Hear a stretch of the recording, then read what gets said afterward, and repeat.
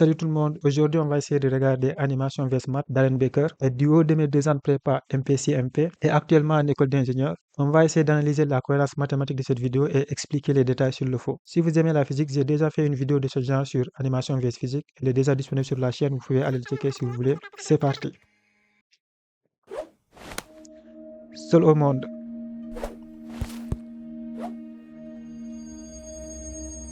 Un premier 1 apparaît.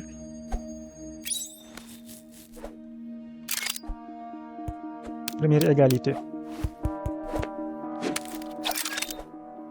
Il découvre l'addition.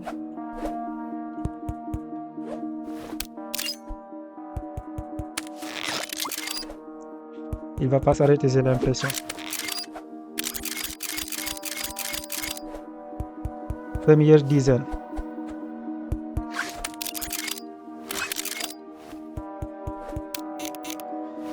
Il comprend qu'à partir des dizaines, les nombres qu'il ajoute se placent après la dizaine. Il étire le 2 et voit une autre façon de l'écrire, ce que c'est vraiment, c'est-à-dire 1 plus 1.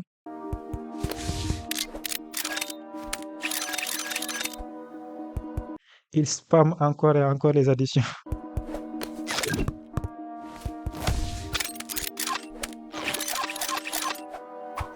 Première centaine, il est content. Jusqu'ici, on fait que des additions. Qu'est-ce que tu veux?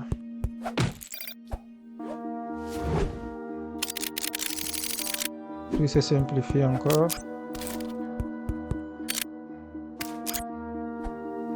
La soustraction qui vient d'apparaître.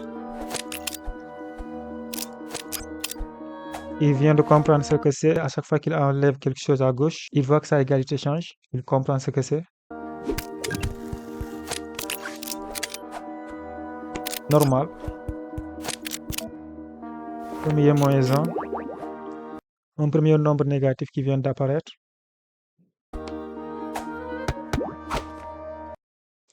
Le moins 1 s'est transformé en exponentielle IP, parce que exponentielle IP c'est moins 1.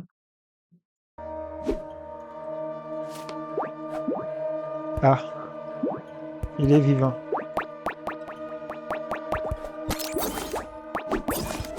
Ok, l'exponentielle IP c'est moins 1, donc c'est un nombre réel, mais comme l'exponentielle IP récupère un i et se multiplie par un i, il rentre dans une autre dimension.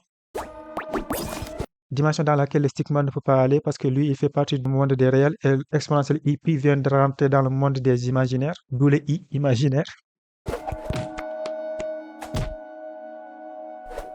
Qu'est-ce que tu vas faire maintenant?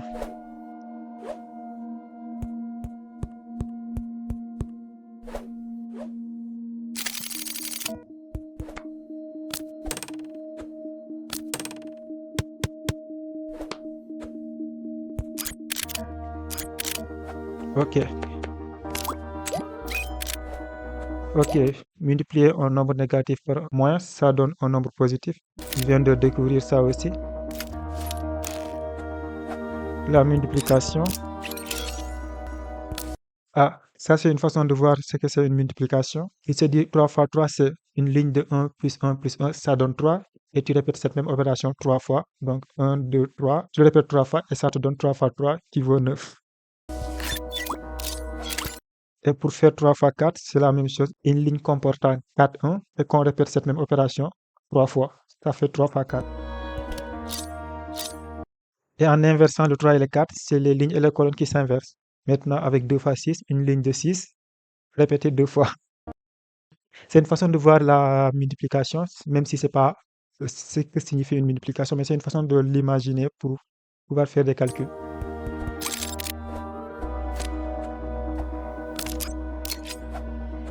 La première division qui apparaît. Aussi là, une façon de voir ce qu'est une division.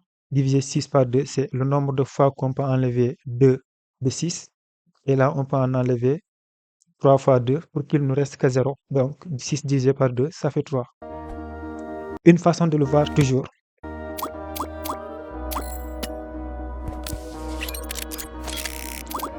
Même opération, 6, combien de fois on peut enlever 3 dans 6, donc 2 fois. Combien on peut en enlever 6 fois.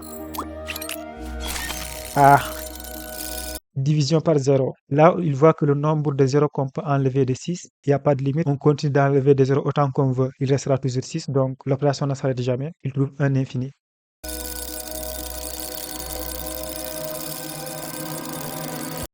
Stop, s'il te plaît, stop.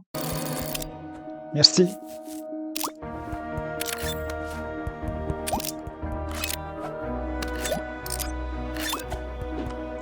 Première puissance, 6 au carré. 6 plus 2 au carré. Ah, c'est le même résultat, mais d'une autre façon, comme avec ces multiplications. Une rangée de 8, 1, répétée 8 fois, comme ce qu'on disait tout à l'heure. Ça nous donne 64. La même chose avec 4. Ça, c'est bien. Parce que là, 4 au carré, qu'est-ce que c'est? C'est comme un plan qu'on a qui comporte 4 lignes, 4 colonnes. Et quand il passe à 4 au cube, qu'est-ce que ça devient? Ça devient un cube.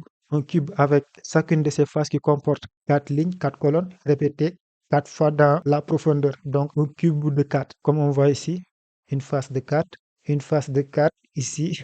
Elle est où? Je commence à me perdre avec les uns. 1, 2, 3, 4. Une face de 4 par là, répétée dans la profondeur aussi. C'est une façon de visualiser ce qu'est quelque chose de puissance 3, donc 3 dimensions. Il fait la même chose maintenant pour 4 dimensions. On ne peut pas se le représenter vraiment, mais il essaie de le faire. Ok, il ne s'arrête plus. Si tu es informaticien, ce nombre devrait te dire quelque chose. 1024. Pareil, 256, 64, c'est les puissances de 2.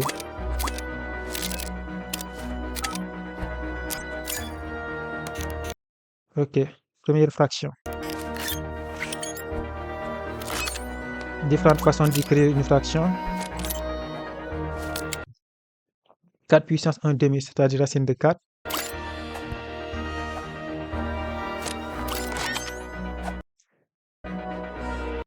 Racine de 2 avec une infinité de nombres après la virgule. Donc c'est pour ça qu'il l'a coupé dans la vidéo pour montrer que ça ne s'arrête jamais. Un nombre irrationnel. Racine de 0, racine de moins 1. J'aime pas trop cette écriture, mais il se base sur le fait que i au carré vaut moins 1, donc racine de moins 1 vaut i. Le nombre imaginaire complexe.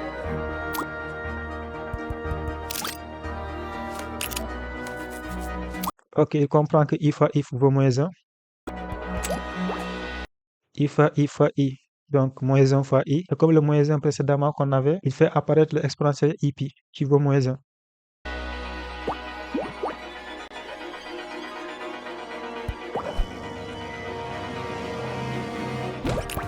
Il va jamais s'arrêter l'exponentielle ip.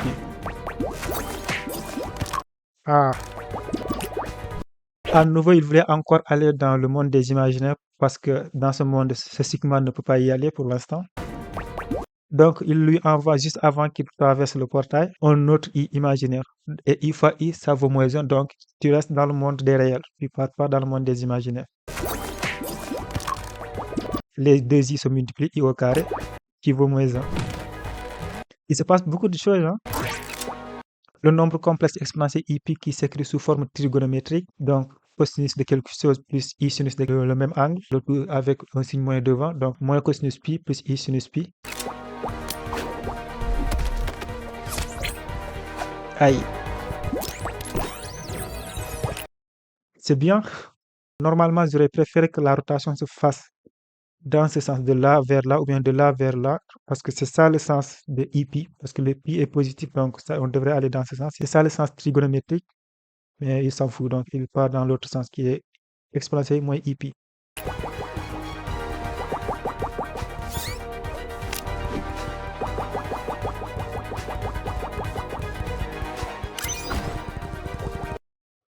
Il multiplie sa vitesse avec la multiplication, donc il va plus vite.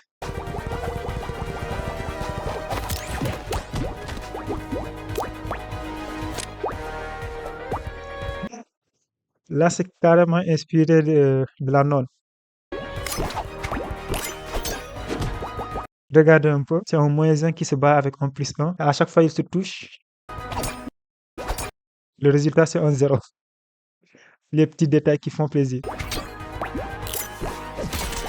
Aïe.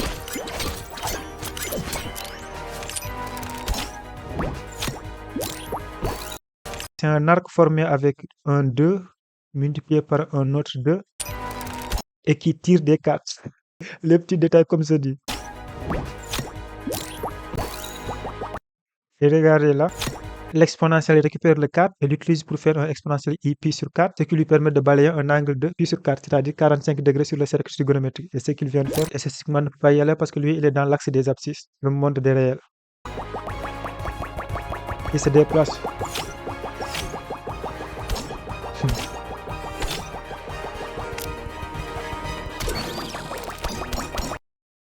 Regardez quelques secondes. Il récupère un i qu'il avait dans sa poche et avec ce i, il monte de 1 sur le monde des imaginaires. Si je vous montre le cercle trigonométrique, là on est à pi sur 4, lui il monte jusqu'ici, donc légèrement au-dessus de i pi sur 4 parce que exponentielle i pi sur 2, c'est i. Donc il vient de monter de i au-dessus de l'exponentielle. Mais comme il n'a pas un i qu'il peut garder, il ne peut pas rester en haut, il est en train de redescendre. Il vient de perdre son arc.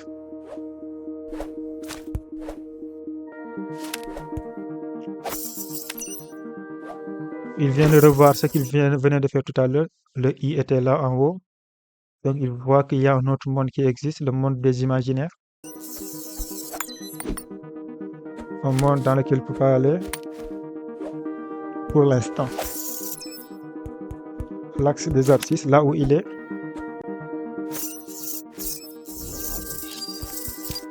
Je cherchais le cercle trigonométrique, il vient de le tracer.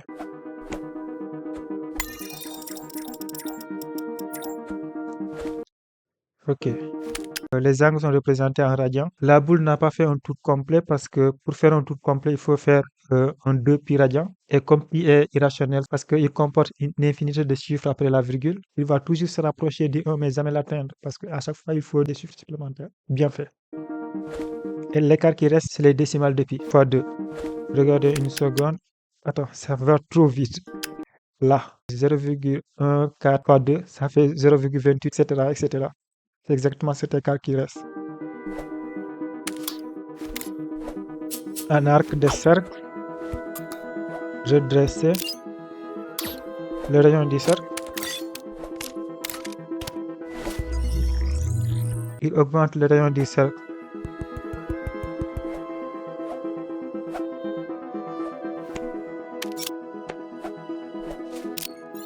Il voit que le rayon vaut 5, il rajoute 2. Il vient de comprendre que c'est le rayon du cercle qui fait la taille du cercle. Il découvre en même temps, il appréhende juste après.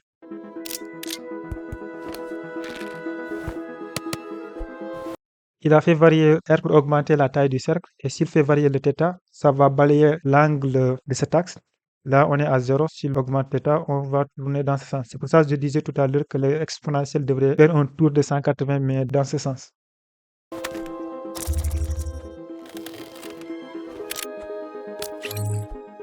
Alors ça, c'est une ellipse, c'est pas un cercle. Ok. Là, il fait varier le θ. Là, on a des angles négatifs et dans l'autre sens, des angles positifs.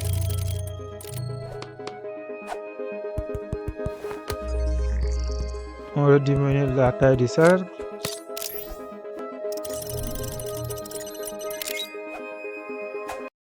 Cette expression n'est pas très homogène.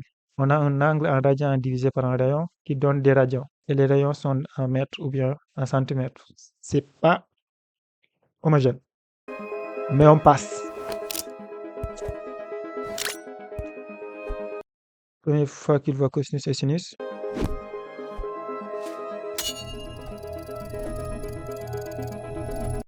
Il vient de tracer sur le sinus.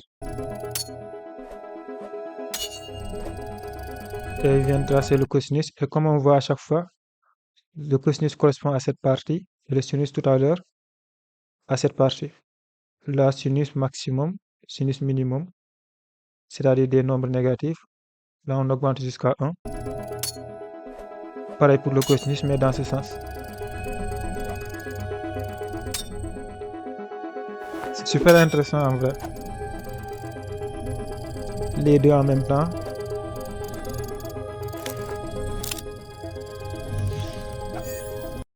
Il multiplie par x la partie du sinus et ça le fait monter dans l'axe des imaginaires.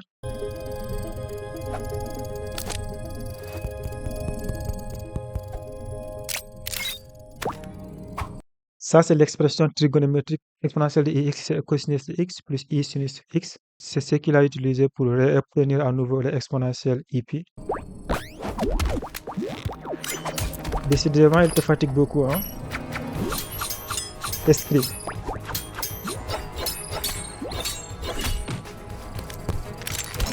Bravo, il vient de monter dans le monde des imaginaires. Waouh, c'est l'exponentielle ip qui s'est transformée.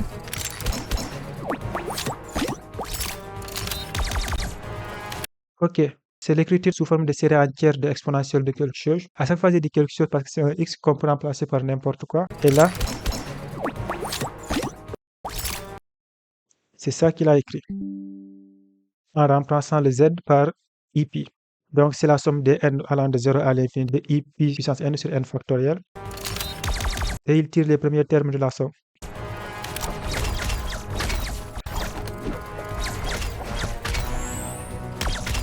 Il a déjà tiré 10 cartouches, 10 termes. La somme commence maintenant à 10.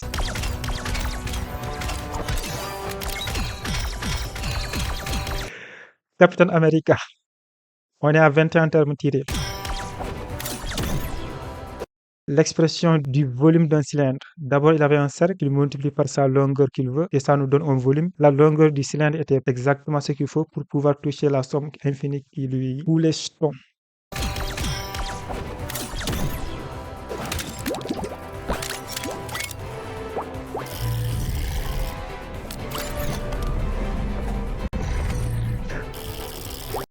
Il part à la pêche.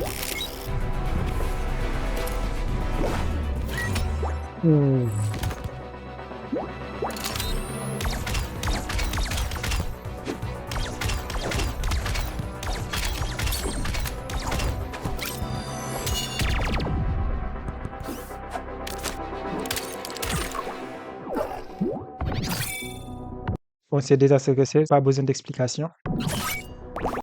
Là, on a besoin d'explication. Ceci, c'est tout simplement la formule de l'air, ou bien les formules de l'air. Ça, c'est les formules de l'air. Et si on fait la somme, c'est en faisant cosinus x plus i sinus x, ça nous donne bien exponentielle ix. Il l'a utilisé plusieurs fois. On reprend. Donc, il répète cette même opération plusieurs fois. Il le fait d'abord une fois, ensuite le répète avec exponentielle ip, le réécrit sous forme de cosinus et de sinus, et le transforme en exponentielle quelque chose encore, ainsi de suite. Lui aussi, il se prépare. 9 tangentes.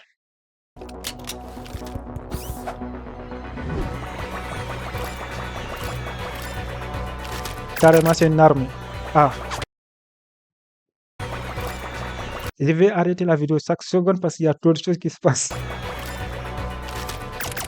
C'est ça que je voulais vous montrer. Sa fonction, c'est 9 fois tangente quelque chose. Et les fonctions qu'il tire, c'est exactement la fonction tangente. GeoGebra, tangente x. C'est exactement cette fonction qu'il est en train de tirer à plusieurs reprises.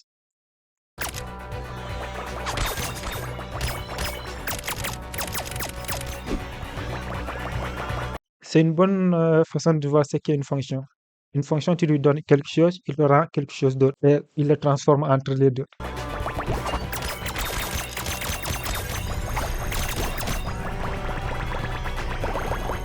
Il va falloir innover, je pense, si tu veux t'en sortir.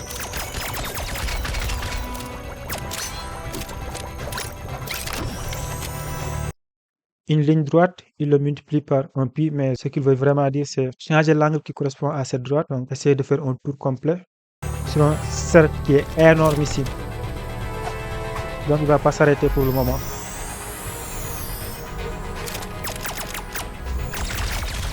Ça ne va pas suffire.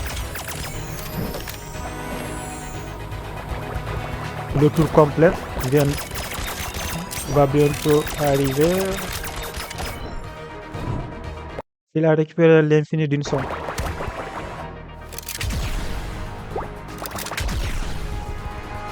C'est la fonction tangente appliquée à l'infini. Ça n'a pas de limite. Ça n'a pas de limite. Ça n'a pas de limite. De toute façon, les fonctions sinus, cosinus, tangente, c'est pareil. Donc, qu'il mette l'infini dedans ou pas, il ne peut pas changer ce qu'il tire. Moi, l'excuse.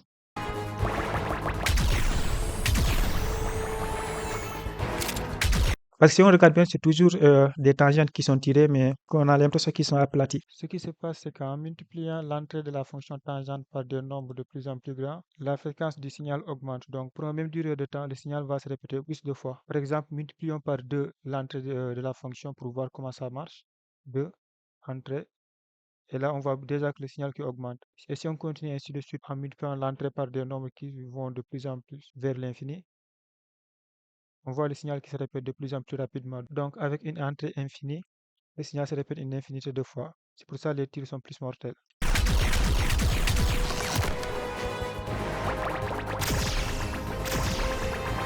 Il manque des choses ici, non? Ah, c'est l'exponentielle.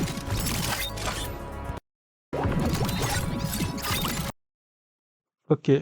Là, c'est toujours l'écriture sous forme de série entière d'exponentielle en faisant un changement de variable en remplaçant le n par 2n. Mais comme la somme va toujours de 0 à l'infini, sur les bornes de la sommation, ça ne se voit pas qu'il a fait un changement de variable, mais c'est exactement la même somme. Sauf que ici, le moins 1 puissance n, c'est i puissance 2n, et comme i au carré vaut moins 1, donc c'est moins 1 le tout puissance n. Donc il vient de réécrire la série entière de l'exponentielle en le modifiant un peu pour l'écrire d'une autre façon.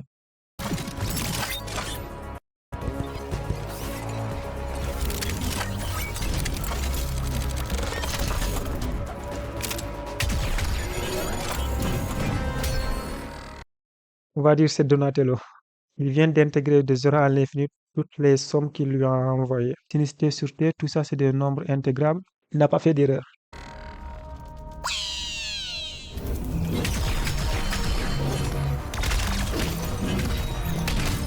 God mode.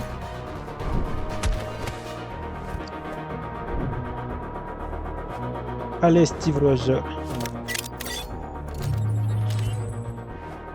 Il déplace le centre du cercle en le multipliant par un 9i quelque chose. Donc il monte dans le monde des imaginaires. Donc maintenant il est au-dessus à peu près de ce monstre. C'est pas assez, il monte encore.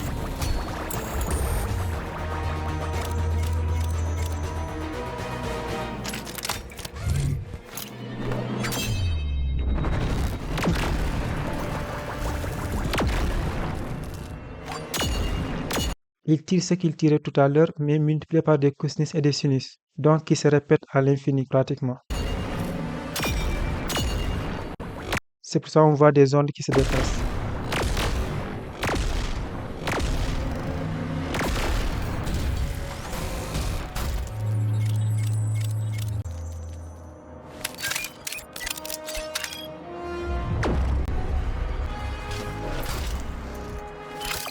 Bonne chance.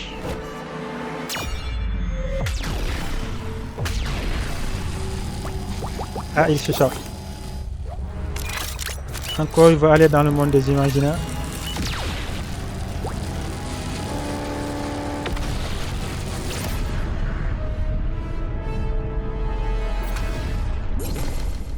Enfin, tu es dans le monde des imaginaires toi aussi.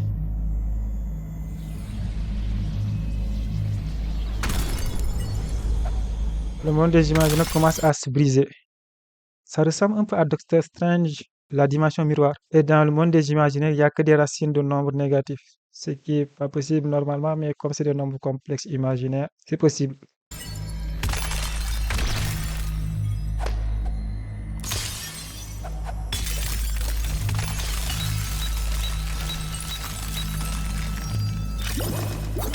Et pour sortir du monde des imaginaires, il faut se multiplier par i. Parce que quand on est imaginaire pur et on se multiplie par un i, on aura deux i qui se multiplient, donc on aura un nombre négatif.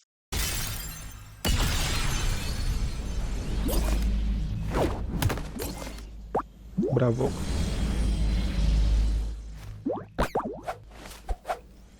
Reste ici, s'il te plaît.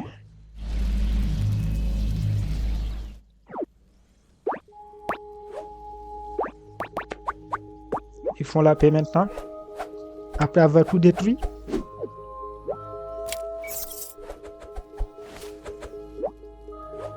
Je vais ouvrir un portail. J'essaie de le lire. Hein.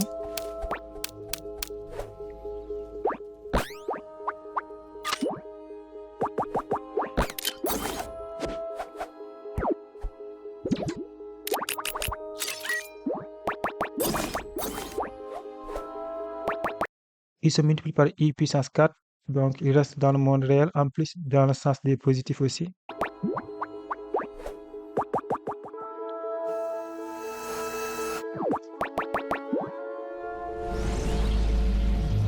Il y a un monde qui est en train de se détruire par contre.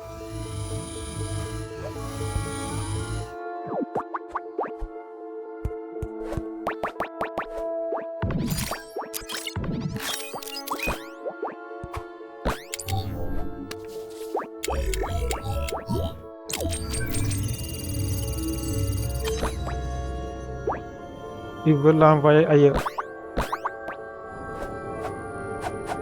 I'm ready.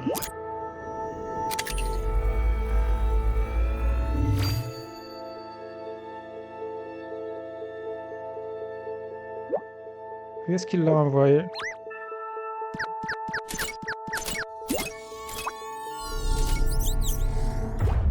Ça, c'est la fonction zeta de Riemann.